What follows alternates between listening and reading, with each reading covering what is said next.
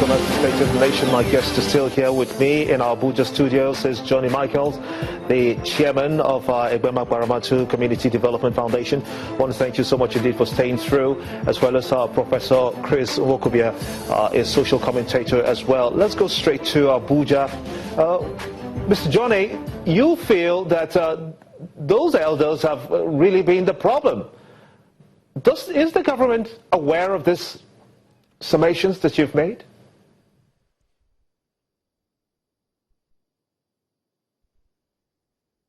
Yes, I'm just asking you. You have said it all. The problem of Niger Delta today is the elders. Because those the same people you are seeing today as the elders are the same people who has caused the insecurity in the Niger Delta region because of their parochial interests. Let me tell you today, the genuine agitation must be separate from the criminal aspect of it. That is the only way the Nigerians can find a lasting solution to this Niger Delta problem, because it has already turned to a business. Nobody in Nigeria that did not know that Niger Delta is underdeveloped. Nobody in Nigeria that did not know that the people in Niger Delta region are suffering. So the only way we believe we can engage government is to provide an eminent environment for investors and government to come and see, and to engage government in a peaceful manner. Because it has already turned to a business. So if it's criminals, the criminals should be treated as criminals. Then the long suffering of the Niger Delta cannot be abandoned. Okay, I'll come back to you. It is not something that we would need to play politics. I'll come back to you in just a while. Politics has come into the Niger Delta region now. I did ask that just before we went on the break that the NDDC and the Amnesty Office, some people have said that in some quarters that these are actually failed projects, but I fail to understand or reason with them. How is this possible? Do you suppose that there is an element of truth in what they have said?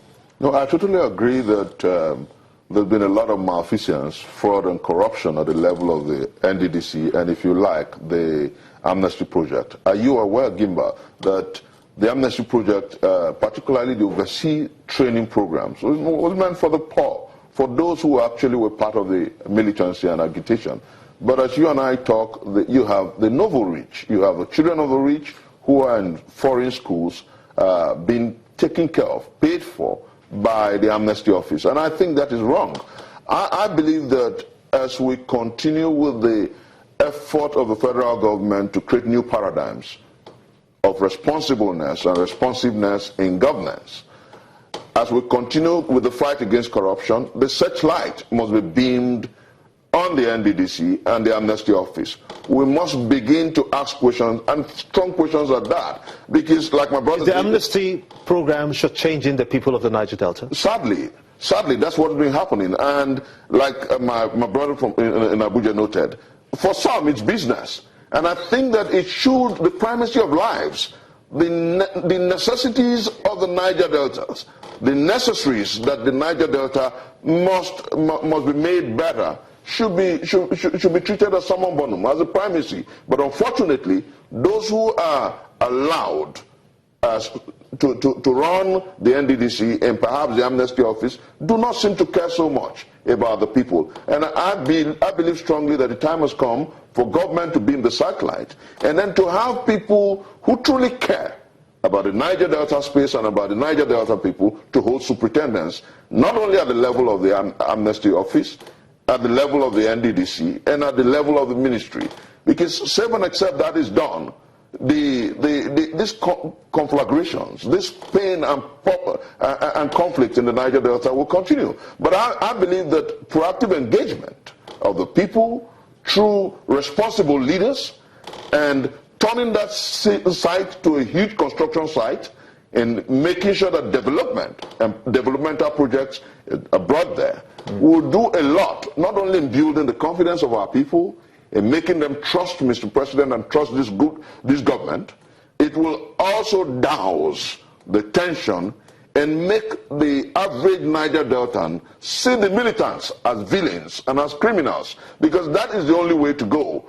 And I am confident that not only with the body language, but with the proactive effort of Mr. President at ensuring that rather than war, dialogue becomes the issue in the Niger Delta.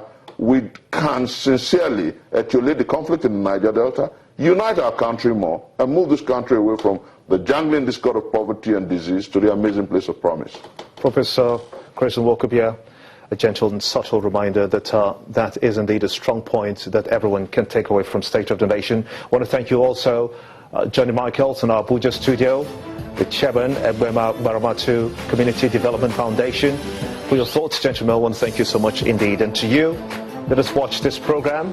You can also catch it on youtube.com/channels web. I'm Gimba Omar. See you same time next week for a fresh edition. Bye for now.